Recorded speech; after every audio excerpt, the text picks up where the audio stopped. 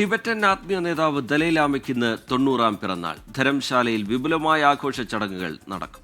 14-ാം ദലൈലാമയുടെ പിൻഗാമിയെക്കുറിച്ചുള്ള ചർച്ചകളും സജീവമാണ്. ധരംശാലയിൽ നിന്ന് ബൽറാം നെടുങ്ങാടിയാണ് ചേരുന്നത്.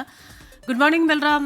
തനിക്ക് ഏതായാലും 130 വയസ്സ് വരെ ജീവിക്കണം എന്ന് പറയുന്ന ഒരു ആഗ്രഹം അദ്ദേഹം പ്രഖ്യാപിക്കുകയുണ്ടായി. അപ്പോൾ ഇതിന് ശേഷം എന്താകും എന്ന് അദ്ദേഹത്തിന്റെ അനുയായികളുടെ ഒരു ചോദ്യത്തിന് ഉത്തരങ്ങൾ ഉണ്ടാവുമോ?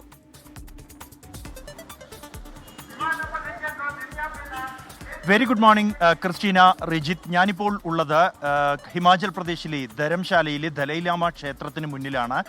ലോകത്തിൽ നിന്നും അതിൻ്റെ വിവിധ ഭാഗങ്ങളിൽ നിന്നുള്ള വിശ്വാസികൾ ഇവിടേക്ക് ഒഴുകിയെത്തിയിരിക്കുന്നു.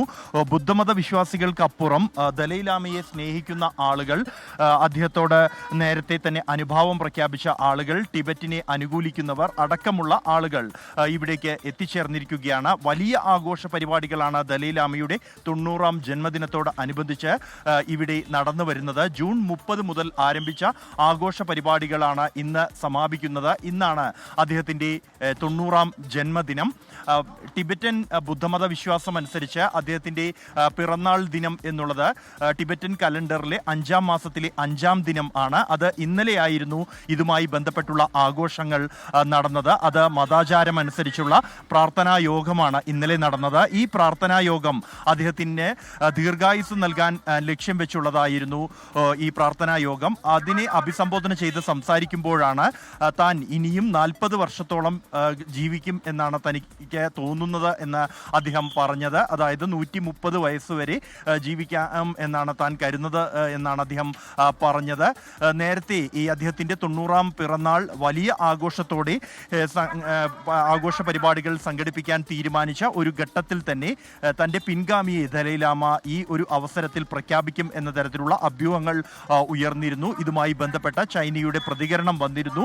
ചൈന ഇക്കാര്യത്തിൽ നിലപാട് വ്യക്തമാക്കിയിരിക്കുന്നത് തങ്ങളുടെ താല്പര്യമനുസരിച്ചുള്ള ഒരു ആളായിരിക്കും ഈ ടിബറ്റൻ ബുദ്ധമതത്തിൻ്റെ 15-ാം ദലൈലാമ എന്നാണ്. അതായത് അടുത്ത ദലൈലാമ ആര് എന്നതിൽ ചൈനീസ് സർക്കാരിൻ്റെ അംഗീകാരം ആവശ്യമാണ് എന്നായിരുന്നു ചൈനയുടെ നിലപാട്. അത് തള്ളിക്കൊണ്ടായിരുന്നു 2 ദിവസങ്ങൾക്ക് മുമ്പ് ദലൈലാമ തൻ്റെ സമൂഹ മാധ്യമ അക്കൗണ്ടിലൂടെ പങ്കുവച്ച 2011 എടുത്ത തീരുമാനം എന്നുള്ളത്. പരമ്പരാഗത ടിബറ്റൻ ബുദ്ധമത വിശ്വാസം അനുസരിച്ചായിരിക്കും തൻ്റെ പിൻഗാമിയെ തിരഞ്ഞെടുക്കുക എന്ന് അദ്ദേഹം വ്യക്തമാക്കി. അതായത് അദ്ദേഹത്തിൻ്റെ കാലശേഷം ബുദ്ധമത വിശ്വാസം അനുസരിച്ച് പല കാര്യങ്ങൾ, പല മാനദണ്ഡങ്ങൾ അനുസരിച്ചായിരിക്കും അദ്ദേഹത്തെ തീരുമാനിക്കുക എന്നാണ് അദ്ദേഹം വ്യക്തമാക്കിയത്. തുടർന്നാണ് ഈ വിഷയത്തിൽ ഇന്ത്യയുടെ നിലപാട് വ്യക്തമാക്കുന്ന സാഹചര്യം ഉണ്ടായത്. ചൈന നിലപാട് ആവർത്തിക്കുമ്പോൾ മതപരമായ വിഷയങ്ങളിൽ ഇടപെടാൻ കഴിയില്ല എന്നും ദലൈലാമയുടെ പിൻഗാമിയെ തീരുമാനിക്കുന്നത് അത് ടിബറ്റൻ ബുദ്ധമത പാരമ്പര്യമനുസരിച്ച് തന്നെ ആയിരിക്കും എന്നാണ് വിദേശകാര്യ മന്ത്രാലയം ഈ വിഷയത്തിൽ നിലപാട് വ്യക്തമാക്കിയിരിക്കുന്നത്.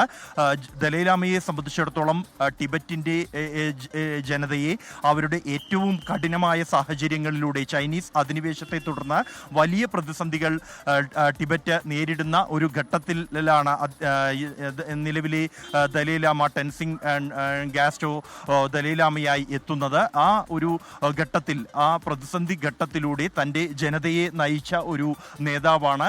ടിബറ്റിൻ്റെ രാഷ്ട്രത്തലവനും മത മേധാവിയും ആണ് ദലൈലാമ. ആ ഒരു പാരമ്പര്യം അല്ലെങ്കിൽ തൻ്റെ മേൽ അർപ്പിക്കപ്പെട്ട ചുമതല കൃത്യമായി തന്നെ നിർവഹിക്കുകയും തൻ്റെ ജനതയെ സമാധാനത്തിൻ്റെയും സ്നേഹത്തിൻ്റെയും അഹിംസയുടെയും പാതയിലൂടെ കഴിഞ്ഞ പതിറ്റാണ്ടുകളായി നയിക്കുകയും ചെയ്ത ഒരു നേതാവാണ് ദലൈലാമ. 1989 അദ്ദേഹത്തിന് സമാധാനത്തിനുള്ള നോബൽ സമ്മാനം നൽകി ആദരിച്ചിരുന്നു. അദ്ദേഹം ഈ ലോകത്ത് മുഴുവനുള്ള ഈ ബുദ്ധ മതവിശ്വാസികളെ, ഒപ്പം തന്നെ ഈ ടിബറ്റൻ ബുദ്ധ മതവിശ്വാസികളെ സമാധാനത്തിൻ്റെ പാതയിലേക്ക് നയിച്ച അല്ലെങ്കിൽ ഇപ്പോഴും നയിക്കുന്ന ഒരു നേതാവാണ്. ചൈനയുടെ ഭാഗത്തു നിന്നും പ്രകോപനപരമായ പരാമർശങ്ങൾ ഉണ്ടാകുമ്പോഴെല്ലാം തന്നെ തൻ്റെ ജനത അവർ ഈ ഒരു ആത്മവിശ്വാസം കൈവിട്ടു പോകാതിരിക്കുന്നതിനുള്ള നടപടികൾ അദ്ദേഹത്തിൻ്റെ ഭാഗത്തു നിന്നും ഉണ്ടായിരുന്നു. ഈ ടിബറ്റൻ ബുദ്ധമതത്തിൻ്റെ കേന്ദ്രം നിലവിൽ പ്രവർത്തിക്കുന്നത് ഈ നമ്മളിപ്പോൾ ദൃശ്യങ്ങളിൽ കാണുന്ന ഈ ഒരു ചോലിംഗ് ക്ഷേത്രത്തിലാണ്. ഈ ക്ഷേത്രത്തിൽ 1959 ചൈനയുടെ അദ്ദേഹത്തെ തടവിലാക്കാനുള്ള ചൈനയുടെ ശ്രമങ്ങളെ മറികടന്നുകൊണ്ടാണ് അദ്ദേഹം ഇന്ത്യയിലേക്ക് എത്തിച്ചേരുന്നത്. 13 ദിവസം നീണ്ട ദീർഘമായ യാത്ര അതിദുർഘടമായ ഹിമാലയൻ മലനിരകളിലൂടെ കൊടുംമഞ്ഞിൽ അദ്ദേഹം അനുയായികളുമായി ഇവിടെ അഭയം തേടുകയായിരുന്നു. ഇന്ത്യ നൽകിയ സംരക്ഷണത്തെ അദ്ദേഹം എന്നും അദ്ദേഹത്തിൻ്റെ പ്രസംഗങ്ങളിലും പുസ്തകത്തിലും എല്ലാം തന്നെ പരാമർശിച്ചിട്ടുണ്ട്. താൻ ഇപ്പോൾ ഈ ഇന്ത്യയിൽ ഒരു റെഫ്യൂജിയായാണ് എത്തിയത് എങ്കിൽ പോലും താനിവിടെ പൂർണ്ണമായ സ്വാതന്ത്ര്യം അനുഭവിക്കുന്നുണ്ട് എന്നായിരുന്നു അദ്ദേഹം പറഞ്ഞത്. ഇങ്ങനെ ഇന്നത്തെ ഈ 90-ാം ജന്മദിന ആഘോഷത്തിലും ലോകത്തിൻ്റെ മുഴുവൻ ഭാഗത്തു നിന്നുള്ള ബുദ്ധമത വിശ്വാസികളുടെയും ഒരു കേന്ദ്രമായി മാറിയിരിക്കുകയാണ് ഹിമാചൽ പ്രദേശിലെ ധരംശാല. ഇന്ന് 9 മണി മുതൽ 11 മണി വരെയാണ് പ്രധാന ആഘോഷ ചടങ്ങുകൾ നടക്കുക. ഈ ചടങ്ങുകൾക്കിടെ ദലൈലാമ തന്നെ ഈ ഇവിടെ എത്തിയിരിക്കുന്ന വിശ്വാസികളെ അദ്ദേഹം കാണും. അദ്ദേഹം സംസാരിക്കുമോ എന്ന കാര്യത്തിൽ ഇതുവരെയും തീരുമാനമില്ല. സംസാരിക്കാനുള്ള സാധ്യത ഉണ്ട് എന്ന് തന്നെയാണ് ഇതുമായി ബന്ധപ്പെട്ട ഈ ട്രസ്റ്റുമായി ബന്ധപ്പെട്ട ആളുകൾ അധികാരികൾ വ്യക്തമാക്കുന്നത്. ബൽറാം നെടുങ്ങാടിയാണ് ധരംശാലയിൽ നിന്ന് വിവരങ്ങൾ പങ്കുവെക്കുന്നത്. വിപുലമായ ആഘോഷ പരിപാടികളാണ് ധരംശാലയിൽ ഉണ്ടാവുക. 90-ാം പിറന്നാളാണ് ദലൈലാമയ്ക്ക്. അടുത്ത ദലൈലാമയുടെ പിൻഗാമി ആരാകണം എന്ന കാര്യത്തിൽ ചർച്ചകൾ നടക്കുന്നതിനിടയിൽ കൂടിയാണ് ഒരു പിറന്നാൾ ആഘോഷം വന്നെത്തുന്നത്. ചൈന അംഗീകരിക്കുന്ന പേരായിരിക്കണം എന്നുള്ള ആവശ്യം ചൈന മുന്നോട്ട് വെച്ചിട്ടുണ്ട്. ഇത് ദലൈലാമയും ഇന്ത്യയും തള്ളിയിട്ടുമുണ്ട്.